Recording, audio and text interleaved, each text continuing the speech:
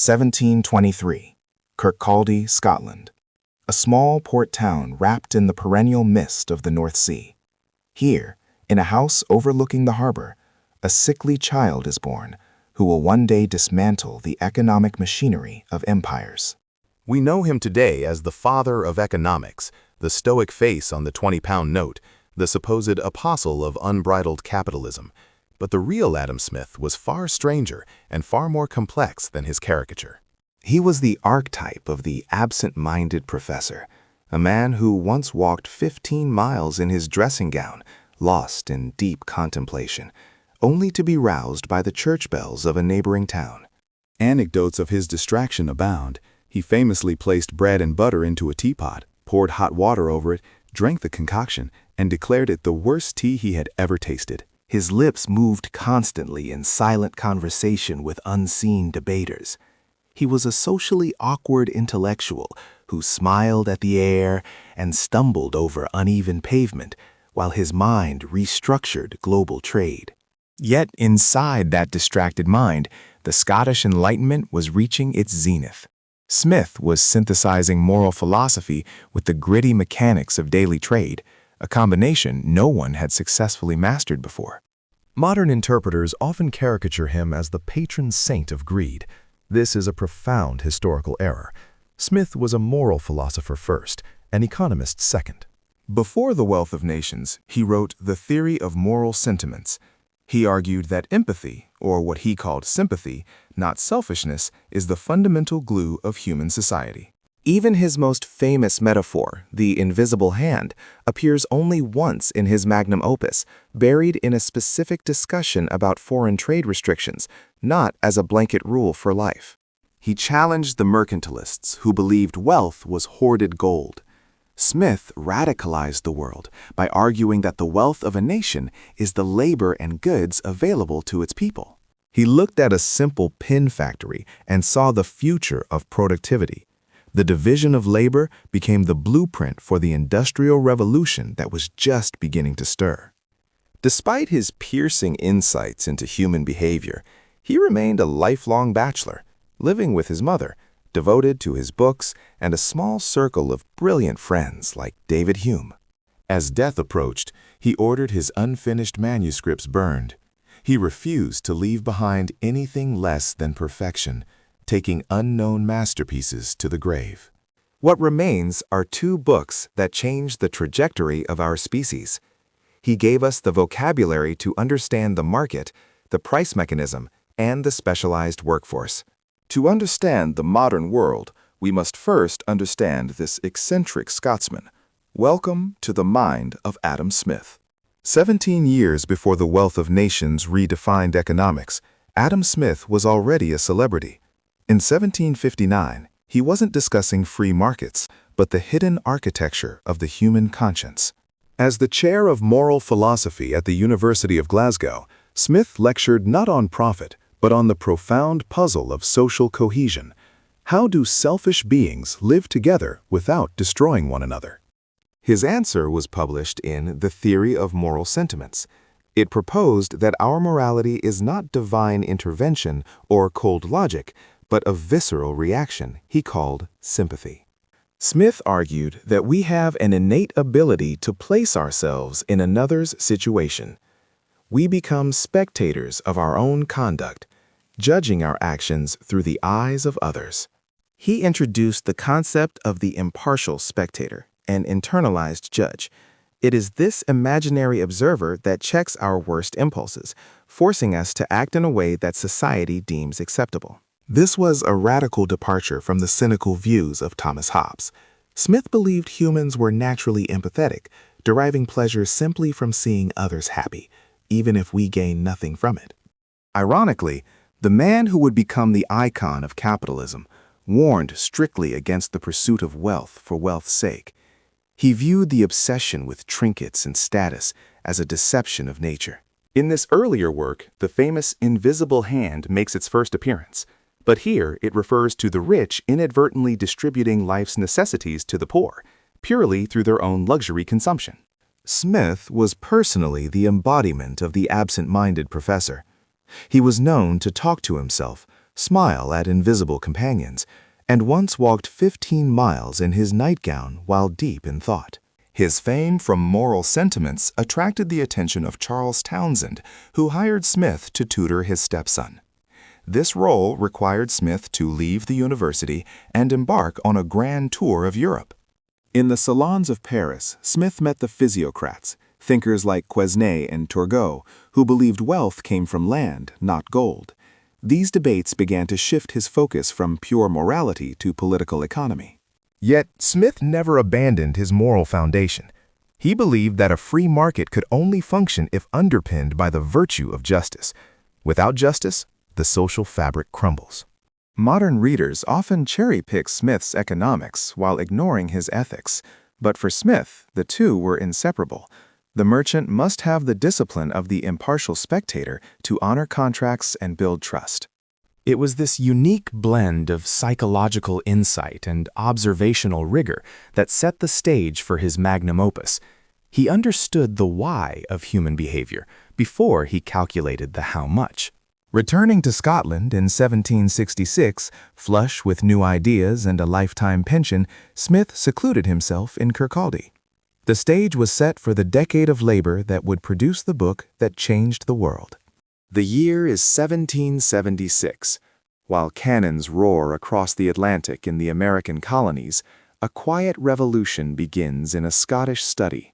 Adam Smith publishes The Wealth of Nations, a text that will shape the modern world more profoundly than any army. To explain the secret of wealth, Smith does not look at gold mines or royal treasuries. He looks at a factory, specifically a pen factory. He identifies a problem in the old world, the solitary craftsman. Consider the pen, a trivial object, seemingly simple.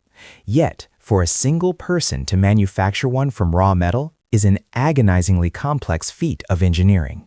Smith observes that a workman not educated to this business, nor acquainted with the machinery, could scarce, perhaps with his utmost industry, make one pen in a day, and certainly could not make 20. But Smith sees the future. He introduces the division of labor. By breaking the manufacturing process into distinct, simplified operations, production is not just improved, it is revolutionized. The process is dissected. One man draws out the wire, another straightens it. They do not switch tasks. They become masters of a single motion. A third cuts it. A fourth points it. The rhythm of the factory floor replaces the varying pace of the artisan. The chaotic workshop becomes a machine made of men. Even the head of the pen requires 2 or 3 distinct operations. To put it on is a peculiar business. To whiten the pens is another. Smith counts 18 distinct operations. In some manufactories, 18 different hands perform them. In others, the same man will sometimes perform 2 or 3. The result is staggering. Smith calculated that 10 persons could make upward of 48,000 pens in a day. That is 4,800 pens apiece. Compare that to the solitary worker who might barely struggle to produce one. The productivity multiplier is exponential. Smith attributes this to 3 factors. First, the increase of dexterity in every particular workman. Specialization creates supernatural speed. Second, the saving of time which is commonly lost in passing from one species of work to another. The sauntering between tasks is eliminated. And third, the invention of machines. Men focused entirely on one simple object soon discover easier and readier methods of performing their own particular work. The pen factory was more than an anecdote. It was the blueprint for the Industrial Revolution. Smith showed that wealth comes not from gold, but from the organized, divided labor of humanity. Behind the monumental text of The Wealth of Nations lies a man who remains, largely, a ghost. While Adam Smith dissected the machinery of global markets, his own internal machinery was a complex gearwork of eccentricities, deep loyalties, and deliberate silence. Physically, Smith was far from the imposing figure one might expect of an intellectual giant. He described himself as beautiful in nothing but my books. He had a prominent nose, bulging eyes, and a nervous gait that made him appear perpetually distinctive yet awkward. He was legendary for his absent-mindedness, a condition likely indicative of a mind operating entirely elsewhere. In one famous incident, engaged in a heated internal debate, he walked straight into a tanning pit, requiring help to be extricated from the foul sludge. The citizens of Edinburgh grew accustomed to seeing the great philosopher muttering to himself, smiling at invisible companions, and sleepwalking through the city. To the casual observer, the father of economics appeared to be a man conversing with the air. His private life was anchored not by a wife, but by his mother, Margaret Douglas. A lifelong bachelor, Smith lived with her until her death at 90. She was the central emotional pillar of his existence, and her passing devastated him just years before his own. Rumors of romance were scarce. While in France, he was seemingly enamored with a certain English dame, but nothing materialized. Smith's heart remained a private ledger, balanced only by his intellectual pursuits and filial duty. His true passion was his library, accumulating over 3,000 volumes. Yet, curiously for a man of status, he despised having his portrait painted, perhaps explaining why so few images of him exist. He preferred his legacy to be written in ink, not oil.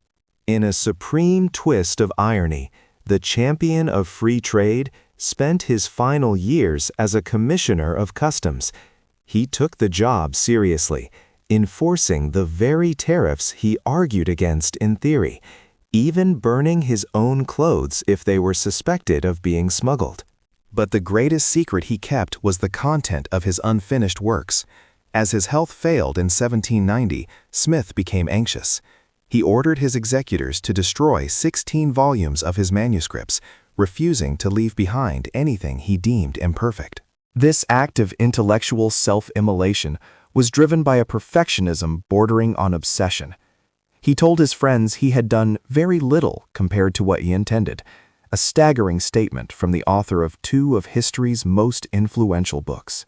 Historians believe these lost manuscripts contained a comprehensive history of law, arts, and sciences. What knowledge vanished in that Edinburgh fireplace remains one of the great what-ifs of intellectual history. Despite the caricature of the cold capitalist, Smith practiced secret charity on a massive scale. After his death, it was discovered that much of his considerable income had been quietly given away to the poor, leaving his estate surprisingly modest. His friendship with the skeptic philosopher David Hume was a defining feature of his life. Their bond was so strong that Smith risked public backlash to eulogize the infidel Hume, prioritizing friendship over reputation. Smith died in 1790, leaving instructions for a simple burial. He had famously told his friends at their last gathering, "I love your company, gentlemen, but I believe I must leave you to go to another world." Adam Smith was not the apostle of greed, but a moral philosopher who understood the complexities of human sympathy as deeply as market forces. His private life reveals a man far more humane and far more enigmatic than the economic machine he is often reduced to. Welcome back to our little salon of disillusionment. Today we address the theological cornerstone of modern economics, Chapter 5, The Myth of the Invisible Hand. It is a concept so charmingly mystical that one wonders if it belongs in a ledger or a seance. We are told to believe in a benevolent spectral force that guides the chaos of human greed toward a harmonious equilibrium. It is the economist's favorite ghost story, told to frighten regulators and comfort robber barons. Let us turn our gaze to the progenitor of this delightful fiction, Mr. Adam Smith, a dour Scot who, quite frankly, would have been appalled by the feral capitalism practiced by his self-proclaimed disciples today. Smith mentioned the invisible hand only once in The Wealth of Nations, almost as a throwaway poetic flourish.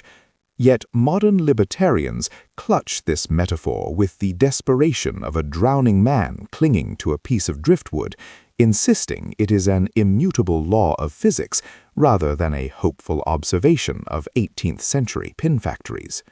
The premise is deliciously absurd that the aggregate of our selfish, short-sighted, and often idiotic individual decisions miraculously alchemizes into the best possible outcome for society. It suggests that if we all simply grab what we want with sufficient vigor, the universe will kindly rearrange the furniture to suit everyone. It is a philosophy that absolves the glutton of his gluttony, transforming vice into a public service. How wonderfully convenient. However, if one bothers to look at the actual machinations of the market, one finds the hand is not invisible at all. It is highly visible, usually arthritic, and frequently caught in the cookie jar. In the absence of regulation, this guiding force does not steer us toward competition and innovation. It steers us toward the path of least resistance, price fixing, collusion, and the delightful efficiency of selling snake oil to the desperate. Consider the inevitable endgame of this unbridled guidance, the monopoly. The invisible hand, left to its own devices, tends to curl into a fist. Why compete when one can simply purchase the competition and dismantle it for parts? The market does not naturally seek balance, it seeks dominance. To assume otherwise is to confuse the predator's instinct with the gardener's care. And what of externalities? That dreadful little term economists use to describe the sewage they prefer to ignore. The invisible hand is remarkably clumsy when it comes to the environment. It efficiently guides the factory owner to dump toxic sludge into the river, because, strictly speaking, purity is not a line item on the balance sheet. The market is blind to the smog it creates, provided the quarterly returns remain clearly visible. History, that rude guest who refuses to leave, provides us with ample evidence of the hand's tremors. The Great Depression, the 2008 financial crisis, these were not minor hiccups, they were seizures. The market, in its infinite wisdom, guided the global economy off a cliff, all while the high priests of laissez-faire stood by, waiting for the invisible parachute that never deployed. The irony, of course, reaches its crescendo during a crash. Suddenly, the invisible hand becomes very corporeal and extends its palm outward, begging for a state bailout.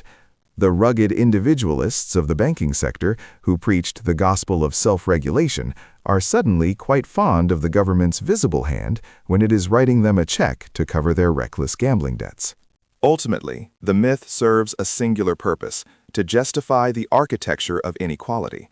It tells the poor that their poverty is a temporary inefficiency, and the rich that their wealth is a reward for optimized utility. It is a secular religion where the market is God, the economist is the clergy, and you, my dear friends, are the tithe. So, the next time someone invokes the invisible hand to argue against a living wage or environmental protection, do offer them a polite, pitying smile. It is a lovely fairy tale, akin to Santa Claus or the honest politician. But we are adults now, and it is time we stopped believing in ghosts to manage our grocery bills. Class dismissed. Let us engage in a somewhat macabre intellectual exercise, shall we? Imagine dragging poor Adam Smith, the esteemed father of economics, out of his quiet Scottish grave and dropping him unceremoniously into the center of Times Square. One suspects that before he could even utter the phrase division of labor, he would suffer a catastrophic nervous breakdown. We revere him as a prophet, yet I fear if he witnessed the modern mutation of his theories, he would promptly demand to be reinterred. Consider the stock market. Smith appreciated the tangible value of a pin factory, hard work, efficiency, production. Today, we have high-frequency trading algorithms buying and selling non-existent assets in microseconds to generate wealth out of thin air. Trying to explain a derivative to Smith would be like trying to explain quantum physics to a hamster. He would find the detachment of profit from actual production to be nothing short of sorcery, and rather malicious sorcery at that. And what of his beloved competition? Smith envisioned a marketplace of butchers, brewers, and bakers checking each other's greed. Today, the butcher and the baker have been acquired by a singular global conglomerate that also owns the brewery and the land it stands on. The invisible hand cannot guide the market when it has been handcuffed by a monopoly that uses its immense weight to crush anyone daring to sell a cheaper loaf of bread. Let us not forget his disdain for rent seekers, those who extract value without contributing labor. In Smith's era, these were the idle landlords. In our glorious modern epoch, the economy is practically built upon rent-seeking behavior, from patent trolls to subscription services for heated car seats. Smith believed wealth came from productivity.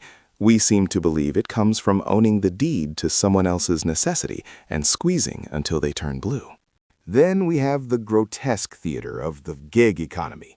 Smith championed the specialization of labor, yes, but surely not to the extent where a human being becomes a mere app-controlled algorithm transporting lukewarm burritos for less than the price of a shoelace. He would likely view the precarious nature of modern employment not as efficiency, but as a regression to a feudalism with better branding and worse job security. One shudders to think of his reaction to cryptocurrency. Smith grounded value in labor and utility. Presenting him with a digital token representing a pixelated monkey and telling him it is worth more than a textile factory would likely induce an aneurysm. To a man of the Enlightenment, the speculative hallucinations of the crypto market would appear less like economics and more like a mass hysteria requiring medical intervention. Furthermore, Smith was a moral philosopher who believed in the impartial spectator, our conscience. He believed markets required a moral foundation to function. Look around. We have replaced the impartial spectator with the influencer and moral sentiment with algorithmic engagement. We do not seek the approval of our conscience. We seek the dopamine rush of a like from a stranger. Smith would find our vanity not just pathetic, but economically destabilizing. And regarding the state? Smith was wary of government, but he was not an anarchist. He believed in public works and education. He would be baffled by the modern practice of corporate bailouts, where the state intervenes not to help the poor, but to save the incompetent wealthy from the consequences of their own greed. To Smith, this would be the ultimate perversion: socialism for the rich and rugged, brutal capitalism for everyone else. Ironically, were Smith to publish The Wealth of Nations today, he would likely be labeled a radical leftist by the very people who claim to worship him. His critiques of inequality, his distrust of merchants, and his support for progressive taxation would see him banned from the very think tanks that bear his name. He is a mascot for a team he would refuse to play for. So, would Adam Smith survive in today's economy? Physically, perhaps, provided he had excellent health insurance, which of course he wouldn't. But intellectually, no. He would retreat to the Scottish Highlands to raise sheep, concluding that while we mastered the art of generating wealth, we completely forgot the purpose of it. He remains a legend, precisely because we stopped listening to him centuries ago.